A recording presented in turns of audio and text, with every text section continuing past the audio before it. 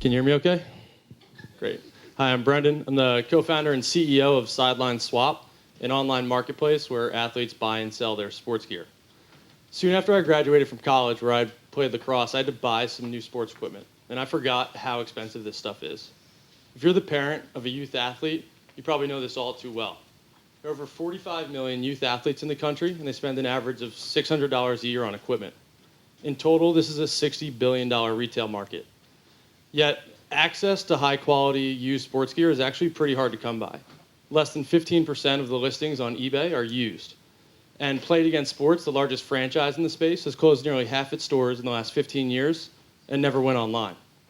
Yet, massive marketplaces are being built in other categories, like Reverb and music equipment, Etsy and arts and crafts, Poshmark and women's fashion, Goat and sneakers. Several of these are well on their way to being billion-dollar companies, if they're not already. Yet sporting goods didn't have a similar solution. So in 2015, we launched SidelineSwap. Over the last 2 years, we've been off to a pretty good start. We're making it easy for athletes to buy and sell their sports gear. We have over 120,000 athletes on the platform today, and this year alone, they'll do over $5 million in sales. I want to talk to you for a second about who's using the platform. Our users are mostly youth athletes. They're high school and college kids. 80% of them are under 25. They're young, they're mobile, and they're highly engaged. This month alone, they'll send well over 100,000 messages back and forth. They're asking questions like, hey, I wear this size shoe. Is this the right size skate for me? So because our users are athletes, they're able to give the type of expertise you usually get at a sports store. The other thing is that they've never done this before. 90% of them have never sold on another marketplace. We reach them through social media, and we get them to take inventory that would have sat in their garage and collected dust and turn it into cash. In addition to these individual families selling a couple things at the end of every season, we also have professionals building their businesses on the platform, several of whom will earn over $100,000 this year, and they source inventory from some pretty interesting places like professional sports teams, college university athletic departments, as well as from retail stores who may be closing their doors for the last time. In terms of our business model, we take a 12% cut on all transactions.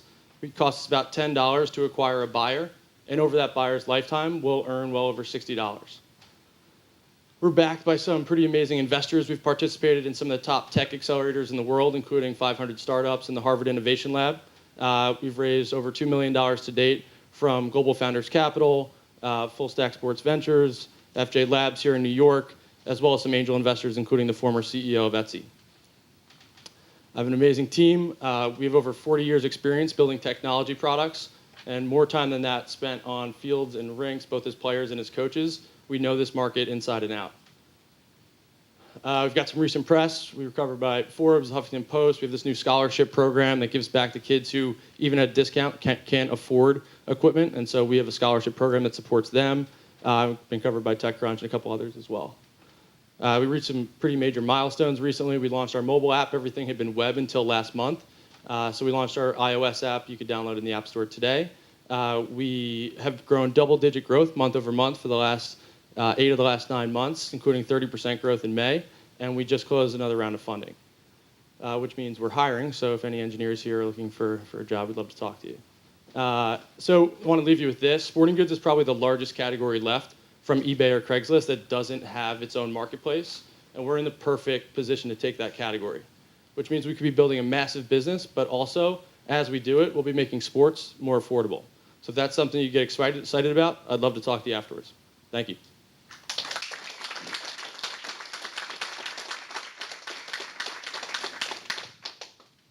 Any questions? Yeah. So in the early, two-sided marketplace is typically tough because you have to generate traffic on both ends of the equation. And you talked about using social to drive the seller side. I'm curious how you drove the buyer side. Yeah, so there's, social is actually a big part of the demand side. A couple things here. One is that every athlete is a potential buyer and seller, right? So our social presence is geared towards buying and selling your sports gear. We have over 180,000 followers on Instagram. We have 80,000 fans on Facebook. And so social drives both. About 25% convert to buyers, about 15% convert to listers. We also have a biz dev team that focuses on the power sellers I mentioned that drive supply. So demand's driven, we're supply constrained. So it's harder for us to get supply. If we get it, we could sell it. So we focus more on that. And the reason it's easy is because most families are looking for a way to save on sports equipment. So average savings is 50%, and there's 100 million people that bought sports equipment last year. There's a lot less that sold it, and so the supply side is where we're trying to activate. Yep. Being that you are a used athletic gear site, is there a hygiene concern that you would have to? No, it's a good question. How do you get over that? Yeah, that's a great question. So there's a couple things. That's probably, like, we get asked, why hasn't this been done before? And that's one of the reasons, is that I think people weren't sure if people would be willing to buy used sports equipment online, and that's really what had never been done. So there's a couple things we do. Photographs and descriptions are really important. And so multiple photographs and good descriptions help remove some of that distrust. Feedback from sellers, so you can see who you're buying from, but also a messaging platform. So I mentioned the 100,000 messages that are sent. Those are critical, right? It's, hey, how many times did you use this? When was the glass cleaned? And you get an idea of what type of shape it's in, and that is kind of what we think is the key to making this work. We also have a buyer guarantee, so if you get something that's totally beat up, and it wasn't as described or as photographed, you can return it and get a full refund. Yep. You said most of your users right now are all athletes buying and selling. You also mentioned that you're a parent of a youth athlete, so is that coming into the equation in your acquisition? Yeah, so we require both. We want to position our brand as being for the athlete. And so most of the sports we're in, the athletes are young. And so that's the brand that we've built. Our golf demographic will look a lot different. And so we're always focused on building a brand that the athlete can identify with. And we want the owner of the equipment to be the seller. But at the same time, we obviously want parents to shop on the platform. And what's been cool is you get a lot of parents who, my kid told me about this, and I was really impressed that either one, they were selling and trying to earn money, or he wanted this at the store. It was $200. I said no, and then he came back and said, I found it for your site, on your site for $100. And so it's a behavior that parents are rewarding or getting excited about. If a kid is trying to get a scholarship to college, there's major restrictions on what you can do as far as finances are concerned with an individual player prior to going to college. For example, you cannot, there are many basketball players who go to Kentucky, they go to Kansas, and they have shoes by all these different people, Adidas, Reebok, and they're not allowed to sell those shoes after they've worn them because it will violate potential scholarship. So how does your site go around that or address that? The NCAA regulation is that you are not able to profit off your name and likeness as an amateur athlete. And you're not allowed to sell something for an increased value because of who you are. As long as I sell my shoes, if you're the star on the team and I'm the worst player on the team, as long as we sell them for the same price, it's not illegal. And so we don't get too involved there. We make it very clear we don't want anybody getting in trouble at the same time. So we make those regulations clear. High school coaches do a good job of making it clear. It's obviously all over the news. As a platform, we're not responsible for it, but we don't want to see anybody's athletic career be ruined. And so we try to make that rule clear. We haven't had any issues with it. 25% of college seniors sell their stuff after they graduate in hockey, lacrosse, and skiing. These are kids who are done with their career, don't have scholarship regulations anymore. And so if you go through the site, you have gear from Syracuse, UNC, Duke, Michigan, and then the athletic department starts selling too. So we actually are getting support from that and not being pushed back. Thank you. Question? So what made you guys go for venture money? Why did you bootstrap this? So we did for a while. Then we ran out of money.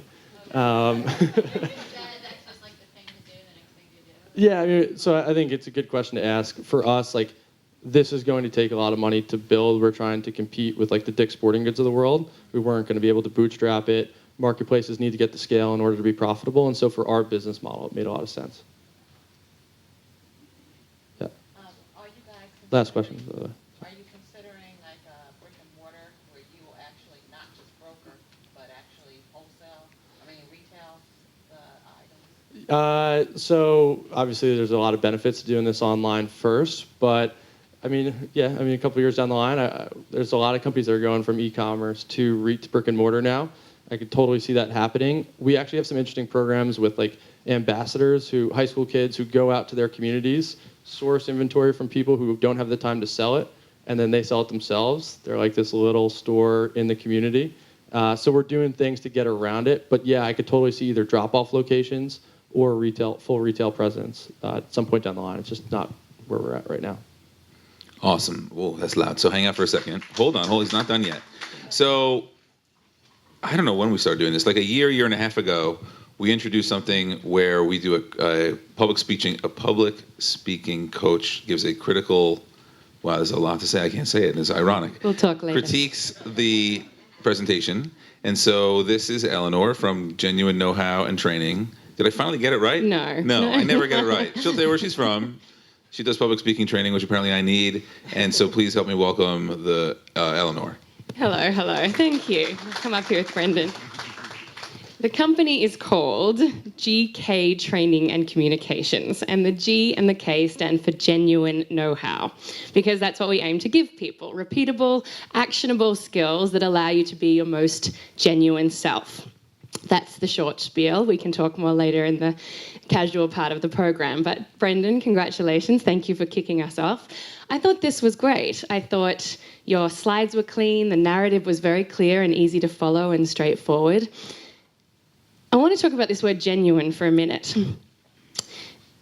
Something happened when you clicked from I'm done with my presentation to I'm answering questions. And it was very subtle and not huge. Sometimes the click that you see from presentation mode to I can relax and now I'm answering questions is quite dramatic. It was very subtle here, but I'm pointing it out because two things happened. One, you planted yourself a little bit. So this little wondery thing that had been happening, which wasn't, again, a huge problem, but just showed you were a little off your balance, your feet grounded, and you smiled. And we all were like, Brendan's just a little bit more relaxed. So what I want to encourage you to do is ground yourself. Find a way to ground. Not that movement is bad. Movement is great when it's about integrating with connecting with your slides or connecting with the audience, but you want it to be purposeful. You don't want it to give away that hint that you're just not quite feeling as comfortable as you'd like to be. And I think particularly for those of you in the startup community, the more of yourself, the more of this genuine, authentic self, the more passion you can let bleed through, the better. So even something like that big smile and I'm relaxed and I'm answering questions, if you can inject some of that passion throughout what's a very well prepared, very clear narrative, I think that we'll all be a little more invited into the story. Does that make sense to you? Total sense. Thank you. Okay, great. Really great job kicking us off, and congratulations. Thank you. Well done. Craig, you're up. You can clap them up there. There you go. Hey guys. My name is Craig Lamoli, and I am the co-founder and CEO of WellSheet, Intelligence for Medical Records. I'm going to try to be as genuine as possible throughout the presentation. We'll see how it goes. So doctors spend half of their time on electronic health record systems, or EHRs. And although these contain important patient medical information, they also add hours of clerical, non-MD level work for physicians on a daily basis. This is time taken away from patient care. WellSheet plugs into existing EHR systems, pulls out what matters, and presents it in an intelligent, intuitive, and meaningful dashboard that transforms the way that physicians treat their patients. I saw the opportunity to solve this massive problem while I was working at IBM Watson on a partnership that brought together 60 hospital organizations using complex EHR integration. Then I dropped out of Wharton to form WellSheet with my co-founders, Justin, Ryan, and Sean. Justin is a medical doctor and MBA from Penn and Stanford. Sean is successfully built and sold his own software as a service company before joining WellSheet. And Ryan is a machine learning expert on our team. So together we have the right business, clinical, and technical expertise to execute on the WellSheet vision. So the problem we are solving is disorganized information at the point of care. A typical physician has to navigate across dozens of screens, often in multiple systems, just to get the full view of a complex patient. This contributes to hospital inefficiency, a huge amount of physician frustration. Over half of doctors report being burnt out, and ultimately substandard patient care.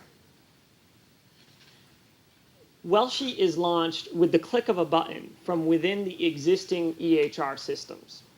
Upon being launched, it instantly unifies data from across sources, prioritizes exactly what a physician needs to know to treat a particular patient, and adds intelligence to every step of their clinical workflow.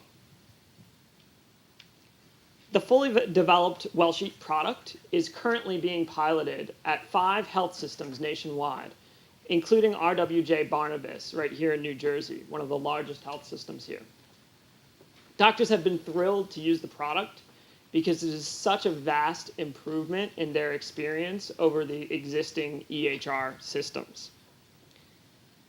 In fact, these EHR systems are our natural partners, and just in the past few months, we've added 3 of the largest as partners to WellSheet. These are Cerner, NextGen, and Athena Health, and this gives us access to their client base of over 100,000 physicians and over 1,000 hospitals to really be able to bring WellSheet to all of these doctors. We have a unique competitive advantage because we've used machine learning to develop the only model for optimizing clinical workflow that gets better and better as physicians interact with our product. We just finished an accelerator program right here in Newark, New Jersey with Newark Venture Partners. And with that momentum and excitement from the demo day just a week or so ago, we're raising a significant round later this year to really accelerate the business and bring it to market. So we're really interested in getting to know any developers in the crowd as we expand our fundraising, as well as getting connections to any hospitals or health systems if you guys have that. But more than happy to take questions at this point in time, so thank you.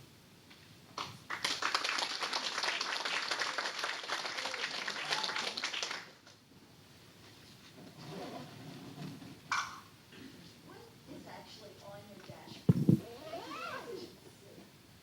Yeah. So it's essentially the aggregated patient information. So the first source of data is the actual electronic health record itself. So the doctors would have entered information about the patient previously that we would surface in this really user-friendly format, prioritizing key information.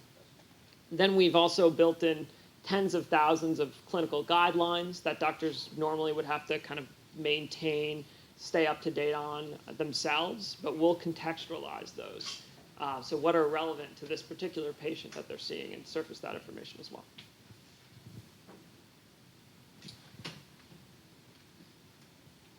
What did your parents think when you dropped out of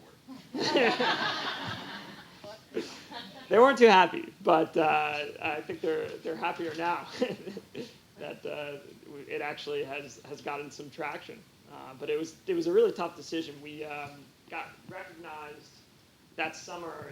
Instead of doing the typical MBA internship, I spent the whole time working on the business, and fortunately we were able to be recognized by a federal organization that summer, and that really gave us the momentum we needed, the validation to commit to it. Does anyone think that, you're not actually giving the doctors a diagnosis, right? Right. You're just kind of helping them? Exactly.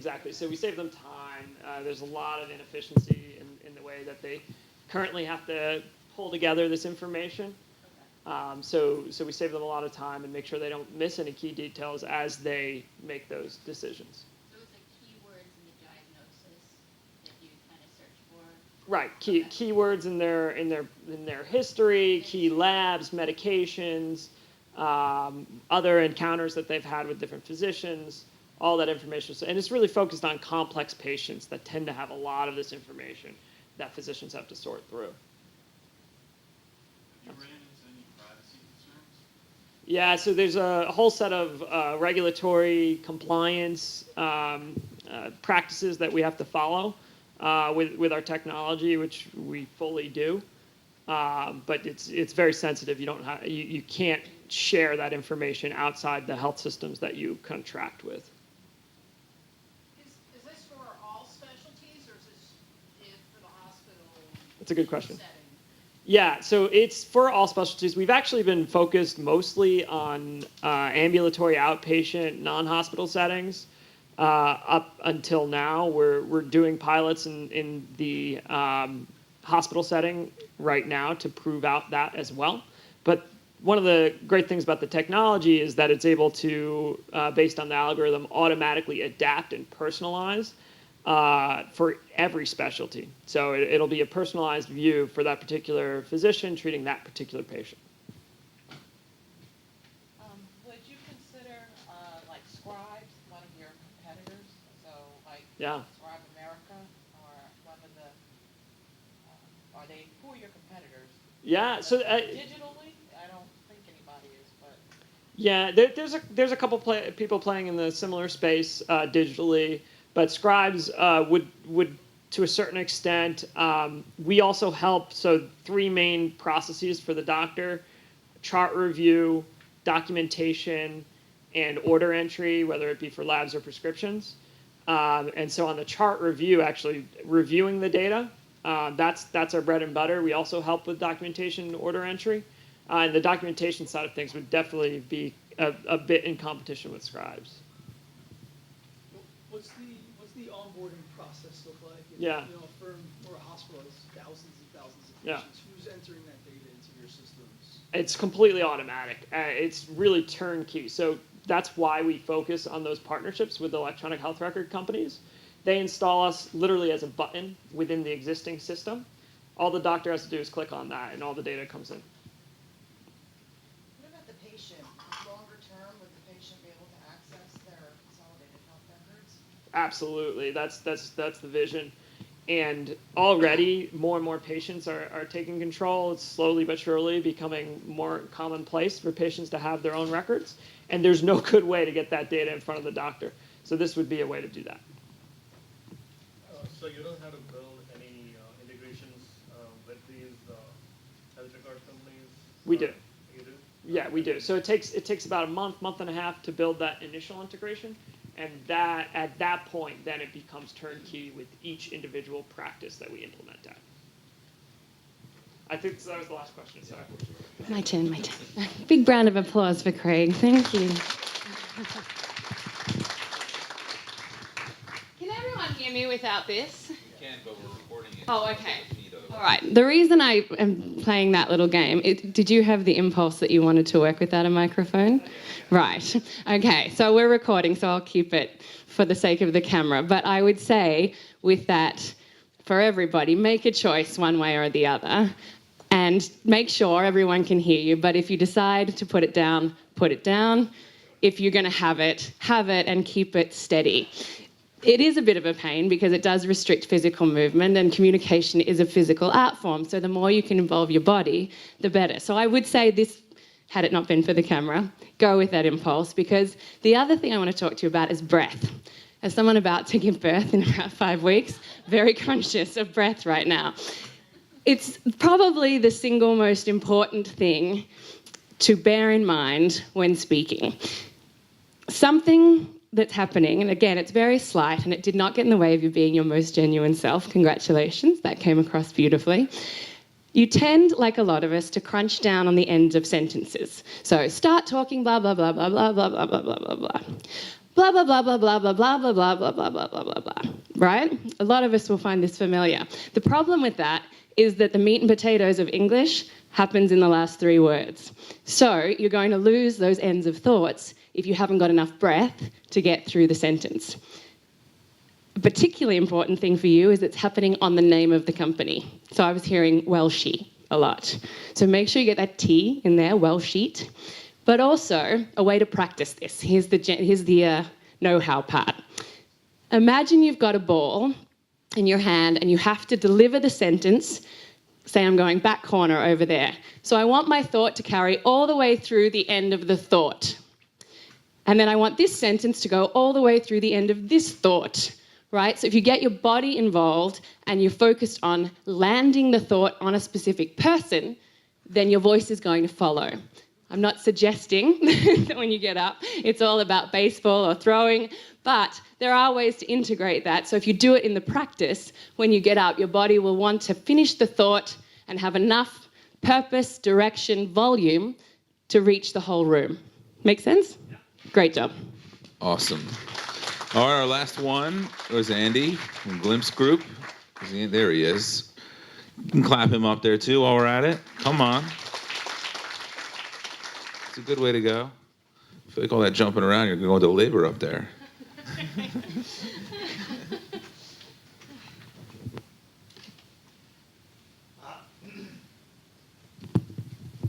I'll choose the microphone. You can hear me? I'm Andy Maggio, and my company is the Glimpse Group. The Glimpse Group is a virtual and augmented reality company, and we're focused specifically on software and services.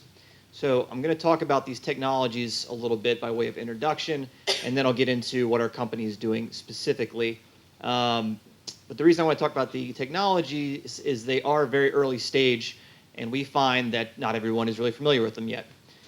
Our belief at the Glimpse Group is that virtual and augmented reality are the next major platform in the evolution of computing. And I personally believe that these technologies will impact virtually every area of our lives, and they're certainly going to have significant applications in pretty much every industry. The challenge is that this is currently a very early stage industry. And we've tried to build the Glimpse Group model to mitigate some of the challenges that come with an early stage industry while taking advantage of the opportunities that come along building an early presence that hopefully we can ride throughout the consumer adoption cycle.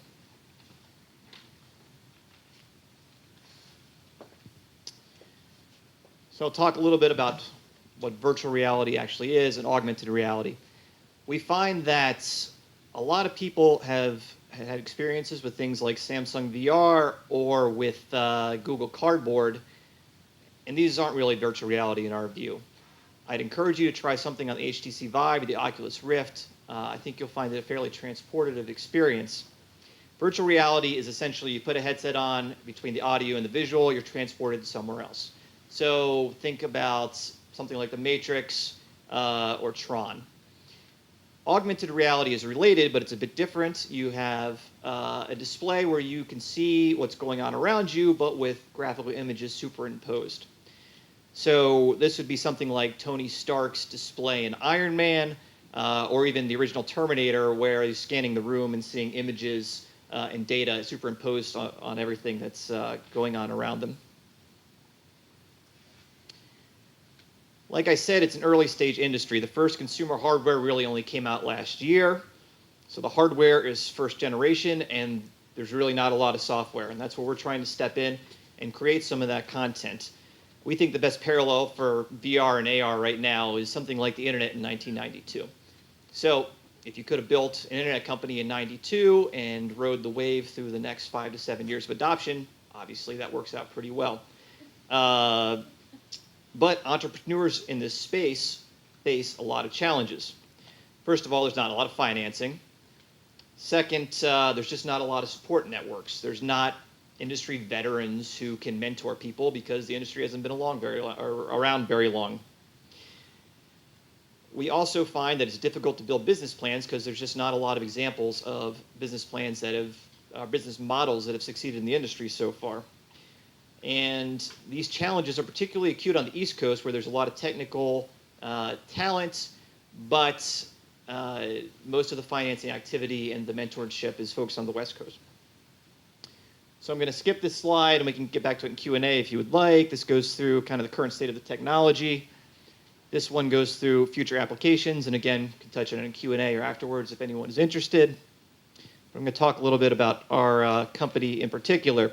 So as I mentioned, we're focused on software and services, and I think the way to think about our model is kind of a combination of an accelerator and a holding company.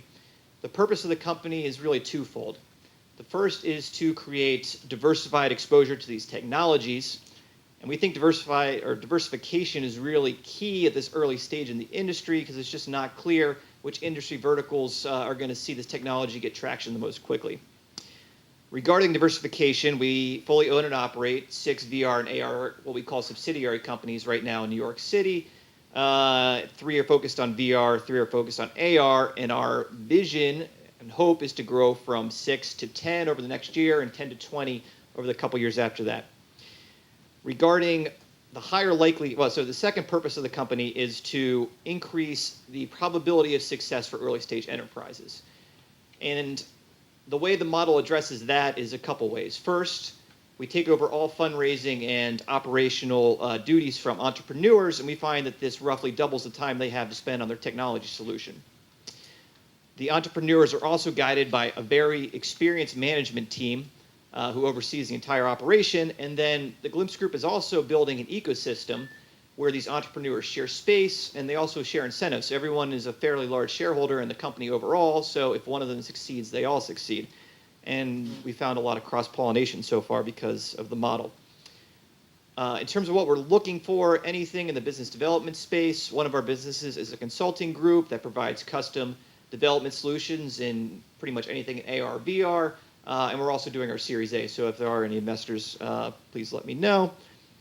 And I'll just do the 1 and 2 sentence description of each of our 6 current subsidiaries to give you a sense for the type of things we're looking at. But everything in this space is really a pretty visual technology. It's easier to see than describe. So if any of you are in Midtown or 50th and 3rd Avenue, happy to show you some of our demos. Quickly, Kabak is a AR company that creates 3D models of food, which means that, our first use case for this is in restaurants. The ordering process at restaurants is very awkward. The waiter tries to describe the specials. You zone out, pretty much at the beginning of it. Half the time, people can't read the menu. They have to bring out their reading glasses, and you really don't even know what the things are as you're reading them. Our vision is you go to a restaurant, you get a menu, you get a tablet, you see the food on the table in front of you using augmented reality in very high detail. This stuff looks more or less exactly like what the food actually looks like.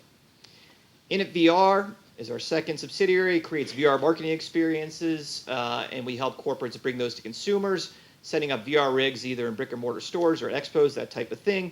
Glimpse Consulting I already touched on, custom solutions for clients.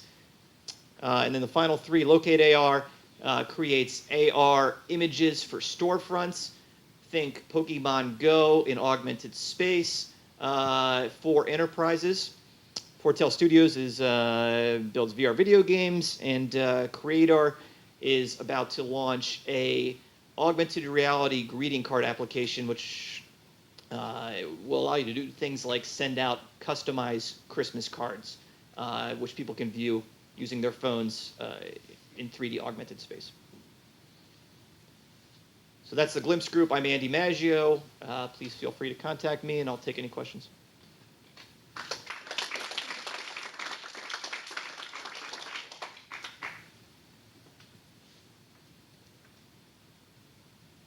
So I'm really curious why 6-ish subsidiaries versus trying to find one solid product market fit and then just go all in on that. We tried to develop a model where we have a lot of flexibility, so we fully control capital allocation to each of these. And it's just, no one really knows what the successful business models in the space are going to be right now. There's almost no examples of companies that have really gained full traction and become profitable. So we feel like by addressing different industry verticals, we can invest heavily in something as it gains traction and pull back on others that aren't necessarily working right now, but we think may work in the future. So it's really just a way to increase our shots on goal and then also create a vehicle for investors where they increase their shots on goal. So do you see this as ultimately one of these companies emerges as a winner and you shut everything else down? If there's only one successful one, sure, but our hope is that out of a portfolio of 20 to 30 companies, I don't know, maybe 5 or 6 work pretty well. A couple others are medium successes, and then clearly others, are going to work out. Are you basing all 6 companies off of a similar main platform and trying to spiral up from there, like each industry? No, each one is a individual technology solution. Each is working in a different aspect of virtual reality or augmented reality. So there is a lot of cooperation in terms of just helping each other figure out the technology solutions, but every solution is distinct. I'm curious if you're equally allocating all your resources to all 6, and which one of those 6 do you feel is going to be the successful one based on what you've seen thus far? Well, we launched about 6 months ago, so right now it still is a fairly equal allocation, and they're in different stages of development. The one that is closest, well, that actually has just recently become revenue generating is Kabak, which is the food AR company. It's signed up multiple restaurants for its service, its software as a service. Essentially, the restaurant pays Kabak a monthly fee to use their software to have these 3D menus on their tablets. And they're also pursuing other use cases, catering, wedding venues, online ordering could be another big one for them as well. So if it's software as a service, right, and I'm the chef in the restaurant, how do I get, my new scallop dish onto that software as a service platform so it shows up at the tablet that's going out to the customers in my restaurant? That's a good question. Right now, it requires an actual photographer to go to the restaurant, take several pictures, upload them to our server, and then we have a process through which we turn these pictures into 3D assets. But we're developing hardware that'll look something like a dome that you put over a food dish that each restaurant would purchase.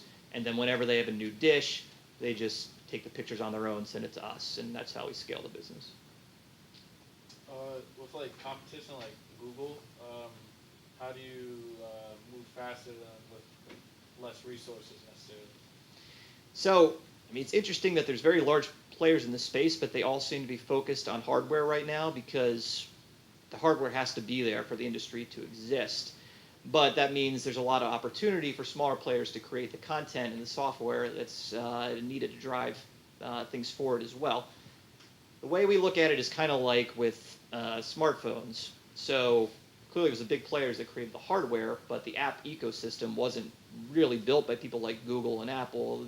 There were individual companies that focused on specific niches, and they're the ones who really built out the content. So we think it's going to be a similar type of industry landscape, but we really try to avoid industry verticals where there's big players working on some type of software solution. Round of applause. Hi, Andy. Good job. I've been instructed to tell you, since Andy didn't, that he got 3.5 hours notice for tonight. So extra congratulations for jumping in. Yes, I think it's worth another round of applause. What was particularly good about this, and I don't know what was going on internally for you, but I think all 3 of our speakers tonight had a really nice pace. It was very digestible. They maintained it throughout, and I think particularly when you're thrown in at the deep end, the tendency is to let that internal... Were you a little bit nervous? Yeah, I didn't feel it, and I think one of the things that helps with that is you had a really nice measured pace. You didn't seem in a hurry. Quick tip when you do have to do something and you're a bit more reliant on your material than you might be if you'd had 3 weeks' notice. It's a similar note to what I gave Craig, and it's about the endings. It's about wanting your endings to be up and out and delivered to your listeners. When we're dealing with material that we feel like we're a bit more reliant on our notes, the tendency is to want to go down into them as we're finishing the sentence so we're ready to pick up the next one. Audiences will withstand much more silence than we give them credit for. It's scientifically proven that we experience our own pauses at a rate of up to 10x. So again, depending what's going on with that internal life, a second can feel like 10. I promise you it never ever will be. You are clearly very familiar with this material. This is not new to you. This is your business. So I just encourage you, if you've got notes in front of you, to stay up and out through the end of the slide. Dip down, find your next thought, and come back up and share it with us. Very, very slight thing, but it's just a little hint. We're going to always want to just go back to the safety blanket. Resist that urge. Find someone, give them the last word. Then you'll be ready for the next thought to come up and out. So that would just be my tiny little hint. Congratulations. Thank you for jumping in. Thanks, everyone.